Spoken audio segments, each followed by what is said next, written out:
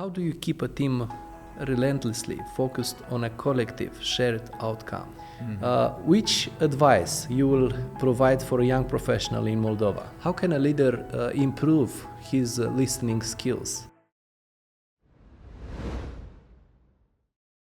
Welcome to our Conversations with Impact podcast. My name is Ioan Eremeev. I am part of Leader Impact Moldova, which is a branch of Crew International. And I'm very glad to present our guest today. It's our friend and a partner from Global Leadership Partners, Ron Knopf.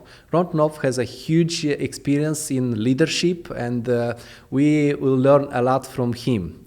He's very passionate about the 5 dysfunctions of a team and negotiations. And please, Mr. Ron, tell us more. Who is Ron Knopf? First of all, I'm honored to be here, and thank you for your time and your hospitality, and I just love visiting Moldova. It's my second trip here. It's here in 2019. But to ask who is Ron Knopf, that's a great question, and I'll have to answer it in 3 parts. I think there's a spiritual side, a personal side, and a career side. Everybody has 3 parts. From a personal side, I'm a follower of Christ. I believe that to be true, and it's very important to me. My spiritual side is very, very special. Secondly, I am a husband. I've been married for 39 years, be 40 years on September 6th of this fall. So that's pretty cool. I married my high school sweetheart. So we've had a relationship for 45 years, kind of. We have 3 daughters. They are married to 3 wonderful men that I love. And they've given us 8 grandchildren. Oh, congratulations. That's exciting. And maybe the best for last is we have a son, he's 13 years old. So the men are coming up in the family of the grandchildren, 4 boys, 4 girls, and then I have the son. So it's really exciting to have a young son in my house at 62 years old. So that's the personal side. And from a career, I've always been fascinated with leadership. I love leadership. I started as an engineer. I got a little bored with that. Asked the company, can I lead people? I love to lead people. And I was off to the races. First assignment, I was leading about 8 people, and then multiple career opportunities, internationally even. And I've led people in organizations well over 3,000 people. And it's been an absolute joy to invest in people's lives as a leader. Can you share a little bit, Mr. Ron, for our audience, why you are in Moldova? Because you invited me, and you're my friend. Can you tell more? I can, yes, sir. I work with an organization called Global Leadership Partners, and we are a group of professionals that are very passionate about sharing what we know about leadership and investing in other leaders across the globe, hence the name Global Leadership Partners, because we know when leaders get better, they are a more positive influence on their families, in their communities, and in their workplace.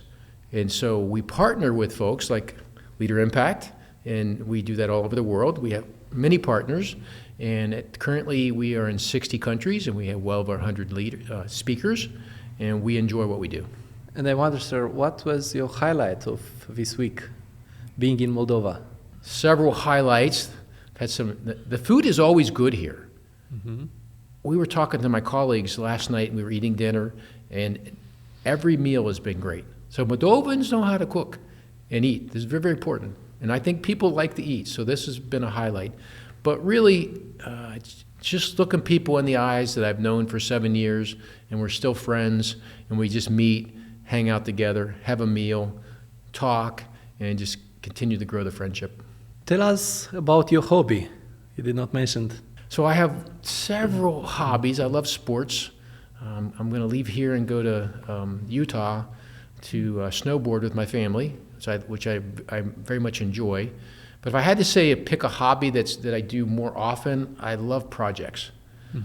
Built a couple houses in the last few years. Built one for helped my son and my son-in-law and my daughter build a house, and helped all my children with their houses to make big improvements in large projects. And I built one for myself, and I'm actually planning to build another one next year. And I just love construction. I like to see the result of good work. And so that just gets me excited. Seems like you are very energized when you are creating, building, Yeah. and with a good purpose to help others. Yeah.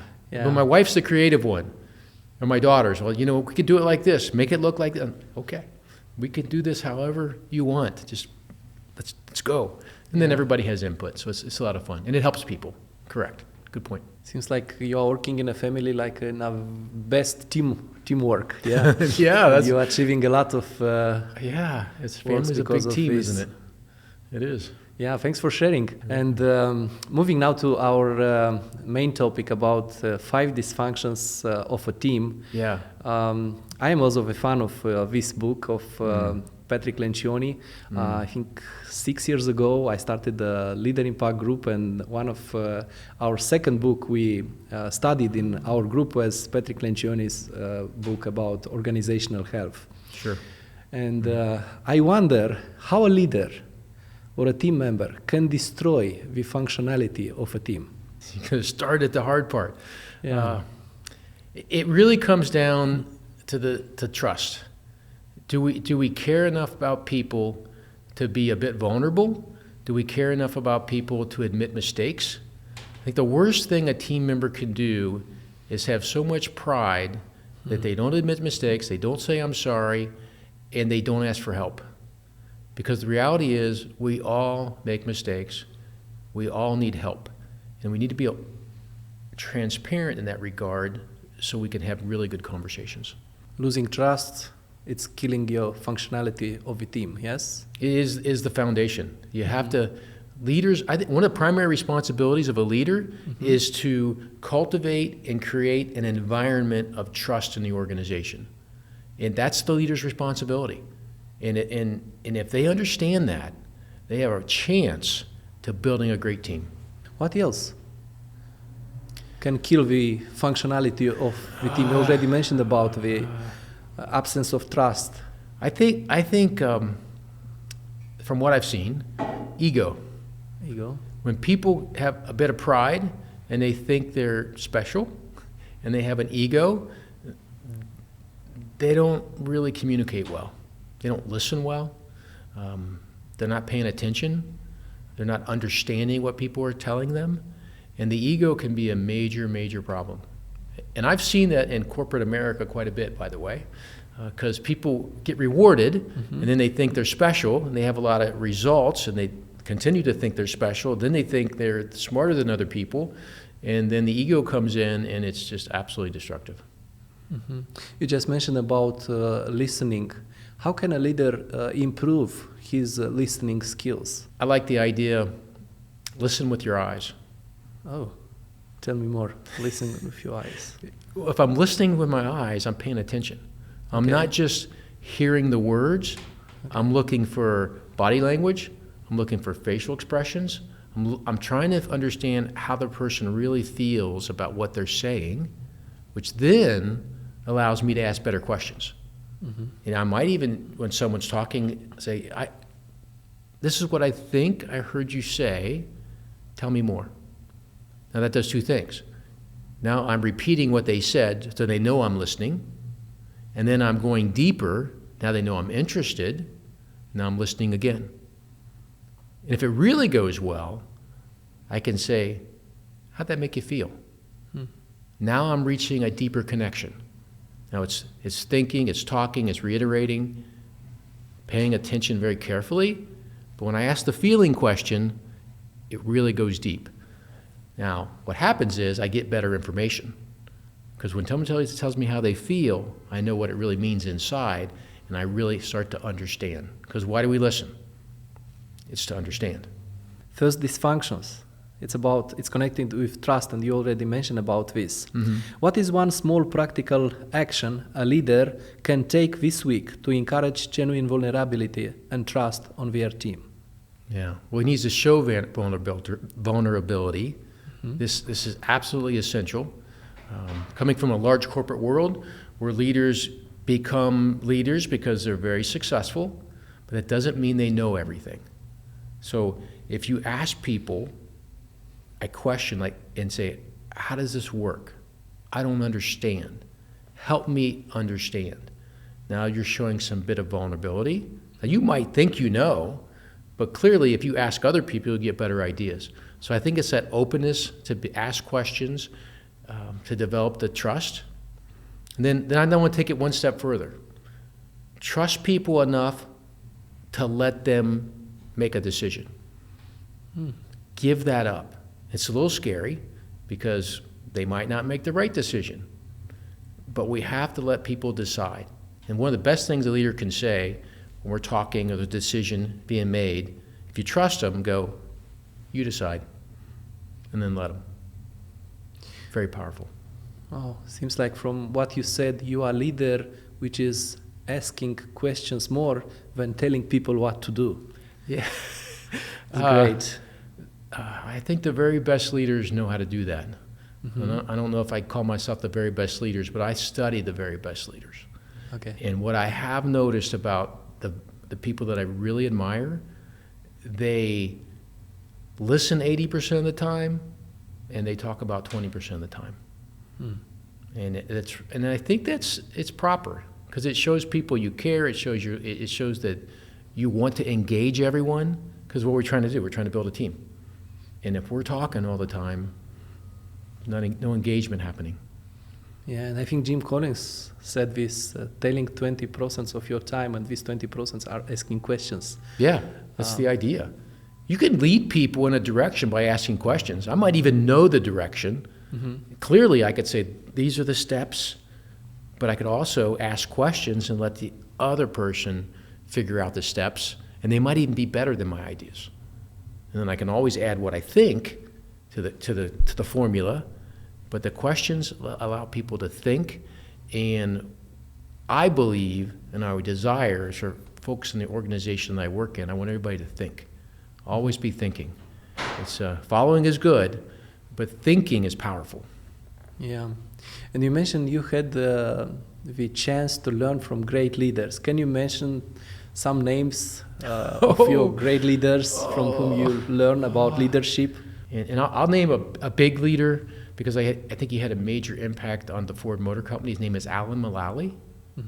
And I was working for Ford for I think 17 years when he became the CEO. And our company hired him from Boeing. And we were a bit of a mess. In fact, we were really a mess as a company. Things weren't going well, the economy wasn't going well, the business wasn't going well, struggle. And we needed a good leader. And one thing he did very, very quickly is he brought the group together, the organization together. Mind you, it's a big organization. Multiple countries all over the world, 140,000 people. And he introduced a concept called One Ford. It was the theme. Because what he recognized is every department, every organization was working for themselves. And that's not how you be successful. Everybody had to be completely focused on the greater good of the entire organization. And just that theme, I didn't get to work with Alan on a normal basis. I had met him several times, I've talked to him, but I could feel the influence. And that one team idea, that theme, he kept talking about, we're one team. One Ford, he called it. We're one Ford, one Ford. They still use it today. I think he's been retired since 2016 and gone, but you still hear that from my Ford colleagues, one Ford. I think that's pretty powerful. Thanks for sharing. It's great to learn from you, who learn from great leaders. And hope our audience will learn a lot from today's podcast. And this is our dream, our desire to help leaders in our country to grow professionally, personally, and spiritually. And thank you for coming and giving us a hand of help. This is a privilege to have you with us, Mr. Ron. Thank you. And next question, how can a leader eliminate destructive ambiguity so when every team member leaves a meeting with crystal clear commitment to the decision? That's a good question. Crystal clear commitment. Well, we need to talk about the second dysfunction, and that is the fear of conflict. Some organizations, people are so afraid to speak and give their opinion, they just stay quiet. And if we stay quiet, we're not going to understand. So if a leader can promote healthy conflict, so the far left would be the laissez-faire idea where we all were just reserved, nobody talks. Destructive conflict, it gets personal. That's really, really bad. Mm-hmm. But if we know that sweet spot in the middle, somewhere in the continuum where people get excited about the conversation, the dialogue becomes passionate, that's where you want to be.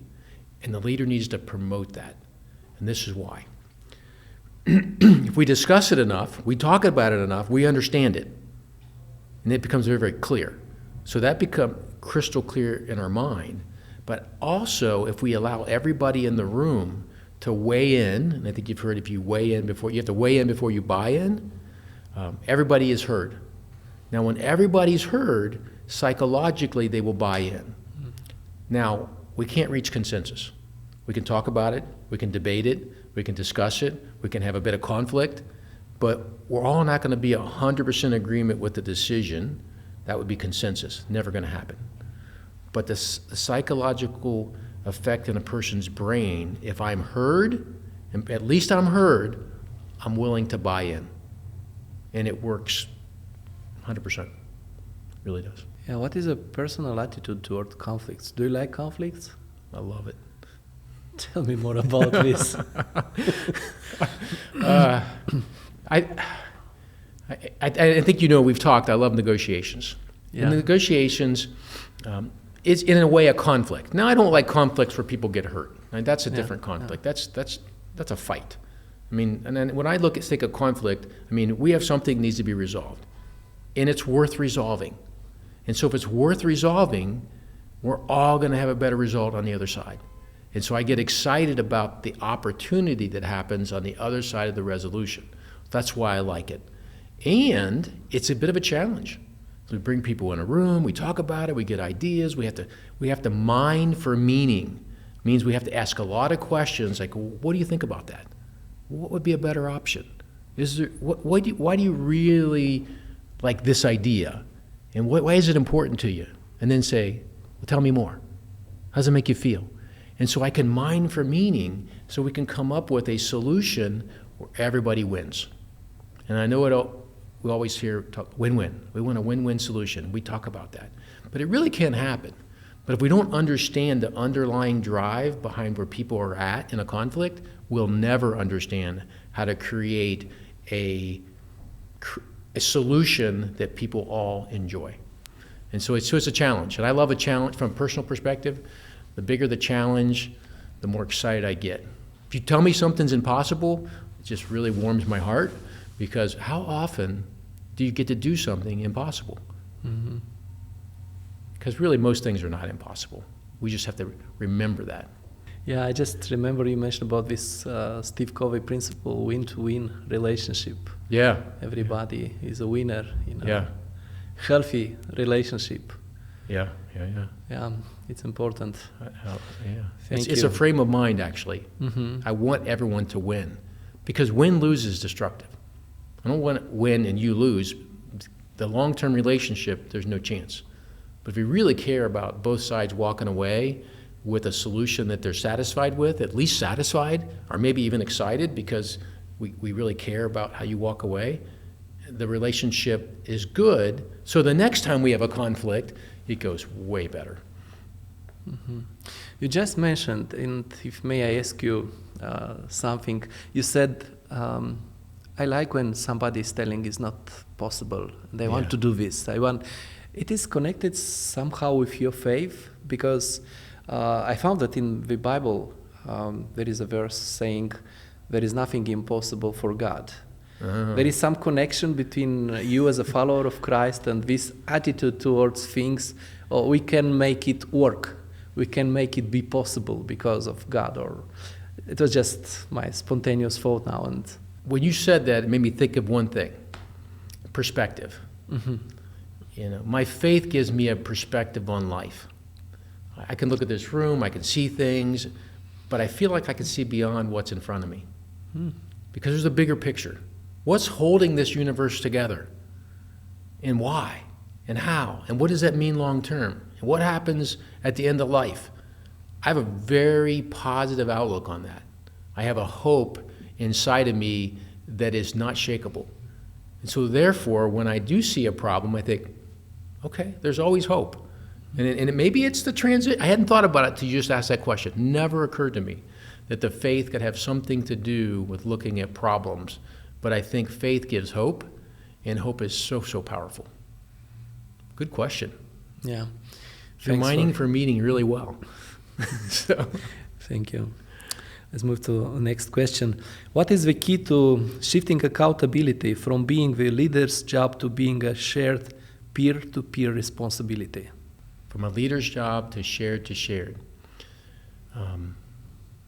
This is a bit paradoxical because the leader wants everybody else to hold everyone. They want the team to hold themselves accountable, which is how a really good team works. Like if we're on a team together and you don't do something well, I'm going to step in and help you. And if I need someone to say, hey, can you do a better job? It's great if the team does it, so the leader doesn't have to. But here's the problem. If the leader lets the team do it and he never does it, he's modeling a behavior to not get engaged. So the first thing, the leader has to be willing to address issues. And sometimes those are hard. And the hardest issues, most difficult, must be addressed by the leader. But he has to be willing to do it. And if he does that, he's now modeling a better behavior. And then other people will do the same thing. And he has to expect them to do that. And sometimes, we can go back to the conflict. If we're in a meeting and there's a bit of a conflict, he needs to cheer that on a little bit. Mm-hmm. Kind of like, yeah, keep going. People are debating really well. Say, don't stop. You guys are doing a good job. Because that debate, they're essentially holding each other accountable because they're debating on what is the best idea for the greater good of the team. And if he encourages that, he's now giving them permission to work together and maybe clash a little bit. That's accountability. When and how did you find that organizational health is so important? Maybe a story, maybe a moment in your life, or in a leadership. Yeah.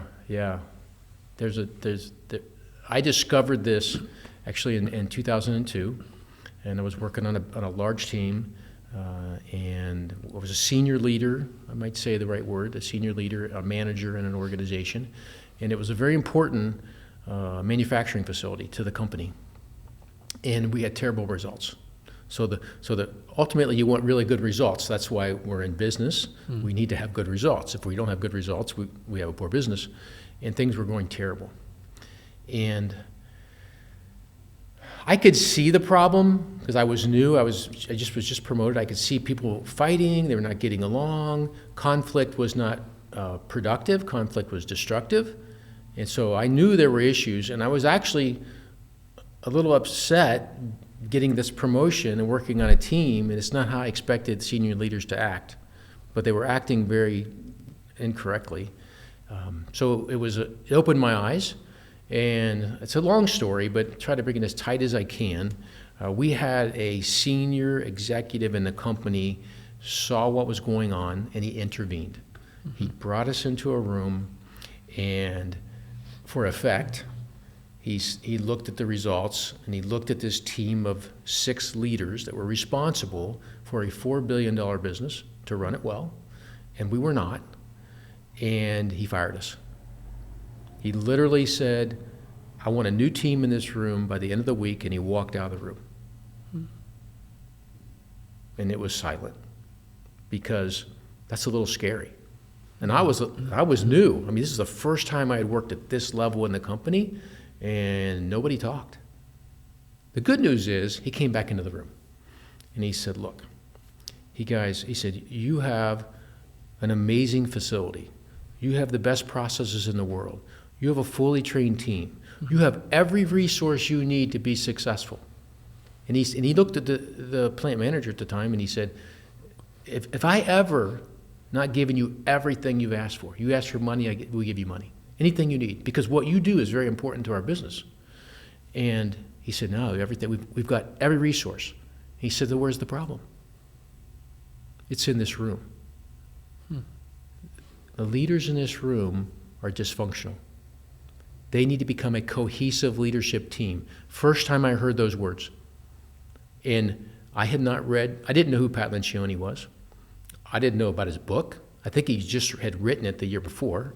None of us had any idea what this cohesive leadership team. And he said, we're going to go on a journey together.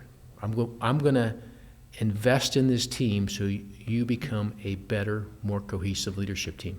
And we followed a lot of the Lencioni ideas and consulting that he does, not having any idea what that was. And I'm not even sure he even had a program at the time because it was very, very new in 2002. But the result was we became a cohesive team. We worked well together. Everything changed, and we turned the business around with no additional money, no additional resources, no additional talent, and no additional people. Mm-hmm. It really became a great team, and that great team had great results. And I got passionate about after that. And this is a bit of why we're here, because I'm just excited when I can help teams become better teams. It's awesome to see how organizational health principles works. Yeah. And created the better results, and everybody is looking for results, especially in a business world. And last question is connected to results. Beyond hitting individual goals, how do you keep a team relentlessly focused on a collective shared outcome? Firstly, we have to agree what that is as a team. Mm-hmm. What are we going to accomplish this year? And what I like to do is talk about what is the theme of the year? What are we going to accomplish? And then, very carefully define who's going to do what to contribute to that success. And then we have to hold ourselves accountable for that. And one way you do this is scorecards. And I think everybody in business understands scorecards. But everybody in an organization, a team, needs to have some numbers that they're responsible for. And they need to make sure those, you may not have to do all the work to make sure that's a successful score, but you're responsible to shepherd that score. And that is a very practical tool, and it works really, really well. So we focus and we talk about the results as a group, who's responsible to deliver the elements to support that, and then what does a scorecard look like? And there's lots of ways to develop scorecards. There are many books written about it. And I would be surprised most companies don't understand that, but I'm sure there's a few that need to think about that. Awesome. Thanks for sharing. This is exactly the principle. Start with the end in your mind, thinking about results, yes. Which results you want to achieve at the end of your activity. Mm-hmm. And thank you so much for building not only houses, but building leaders. This is what I saw in your heart and from everything you shared today. Thank you. And we are moving close to our podcast today. I want to ask some maybe personal questions about your 5 years dream or plan, a goal for your life. Yeah. If you want to share a little bit about this. That's please. A good question, because I think about that often. And I work in 5-year increments. My whole life I said, what does the next 5 years look like? So I've done this over and over and over again. The good news is about 2 years in, you can shift if you need to. Mm-hmm. But it is good to have a 5-year plan. And so if I think about that, and then what I know for sure is I do have a little guy that's going into high school next year. And a good bit of how my focus for the next 5 years is to help him be successful in high school, support him, to prepare him for what career path that God has for him to do. And so that's very, very important to me. I didn't say this earlier, but my little guy was adopted. Mm-hmm. And so I feel like that is an extra special responsibility to have another human in my house I'm responsible for. How do I launch them well? What can I do to help that young man grow into a young man? So that's the top priority for me in the next 5 years. But then I told earlier that my wife and I have 3 daughters and we have 8 grandchildren. I also believe that grandparents have a responsibility to help disciple and help their children disciple the grandchildren. I think that's very, very important. So I want to invest in those young leaders so they become better leaders and become stronger, more secure humans. And so it's a great opportunity. It's a large team, and how we work together, and I have to say sometimes there's a bit of conflict. with a large family and a little bit of disagreement. But I feel like if we're all willing to talk about how we best support each other. And so I'm laser focused on that group of people for the next 5 years. And most important. I read recently in a book, if you want to make a 1-year plan, buy a land. If you want to make a plan for all your life or for eternity, just invest in young generation, invest in other people, and invest in future leaders. You're absolutely, that's a wonderful concept. Thank you. And my last question for today to you, Mr. Ron. Which advice you will provide for a young professional in Moldova? I think you need to begin with the end in mind. I know I'm going back to a Stephen Covey idea, but think about what is best for the future. What goals are worthy of energy and effort? And how does that tie to what you value as a person? So what would be a better future? How's that tied to my personal values? Because if we can tie this better future or this direction with our personal values, we'll have more energy in our legs. And your mission statement becomes real. We all have to wrestle with this. We all have to wrestle with where are we going to go, what's important, and how are we going to get there, and do we really care? And if we can understand how that's personal to us, the future direction and what we do, we'll have energy. If we have an idea to make a difference in other people's lives, maybe we want to be a doctor, maybe we want to be an attorney, maybe we want to do something to help people for the right reason, that'll give us energy to step back and do the hard work. Because to be successful in life requires discipline and hard work. But if we're not tied to it from a personal level, deep inside, hard work doesn't happen.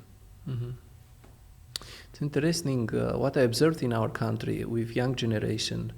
They like to dream, and they dream about something big. But every time I'm hearing from them, but not in Moldova. Even if you'll go on the street and you'll ask a young boy, a young girl, what are you dreaming about future? They all said, I want to be a doctor, but not in Moldova. I want to be a politician or a business owner, but in another country, an engineer, because salary is small. It's not possible in Moldova. And they are looking for the opportunity and possibilities to go outside of the country and find a better job for a better life. What you will say to these young people? If they think it's not possible, it's not possible. There's an attitude, if you think you can, if you think you can't, you are right. Now that goes back to Henry Ford, and I don't want to talk about too much about the Ford Motor Company, but that's the only quote I remember that he has as the founder of the company that I've learned a lot of leadership skills in. That makes a difference in life. If we believe something is true, there's a good possibility it's going to happen. If we believe it can't happen, we're defeated. We're defeated right away. So if you believe you can't do it in Moldova, you cannot. But if you believe you can, it almost invariably happens. But it really comes down to the attitude of that. There is nothing impossible for those who believe. Appreciate so much. And, I agree. I agree. Thank you so much, Mr. Ron Knopf, for visiting our country, helping leaders, investing your time and resources in a future and building strong Moldova, strong leaders for our country. You are welcome anytime you want to come back in Moldova. You are welcome to come and to help and to see results of your investment and your work in our country. Yesterday was a history. Tomorrow is a mystery. Today is a gift. And I'm so glad that God sent us you as a gift for this time. With all this international situation, we don't have so many people from United States coming, visiting, investing in Moldova. The war in Ukraine, political instability, economy going down. Appreciate your heart and your attitude to build future generation of leaders. Thank you so much, and you are welcome to follow us on YouTube. Just find us as Leader Impact Podcast, Conversation with Impact. Please like, subscribe, and tell to your friend about Conversation with Impact. See you next month.